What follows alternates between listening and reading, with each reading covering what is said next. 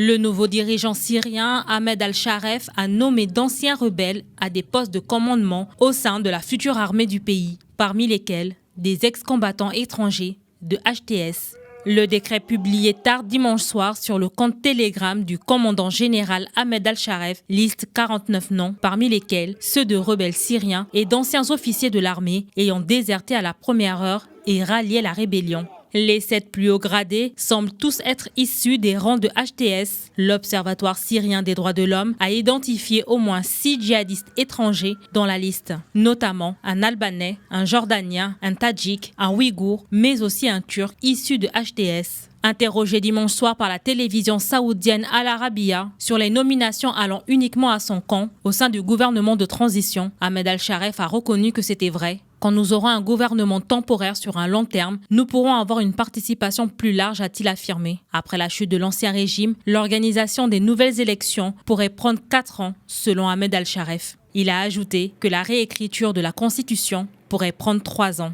Le nouveau dirigeant syrien a également déclaré qu'il est prêt à discuter avec les forces démocratiques syriennes dominées par les Kurdes pour leur intégration dans la future armée syrienne. Et afin de garantir la sécurité et la stabilité, les forces de sécurité ont lancé une opération pour poursuivre les milices pro-Assad dans tout le pays. Cette opération aurait permis de neutraliser plusieurs groupes armés fidèles à l'ancien président. Alors que les nouvelles autorités syriennes travaillent sur la sécurité, au nord du pays, des combats continuent. Les combats entre les groupes soutenus par la Turquie et les forces démocratiques syriennes dominées par les Kurdes soutenus par les États-Unis se poursuivent, faisant plusieurs morts dans les 2 camps.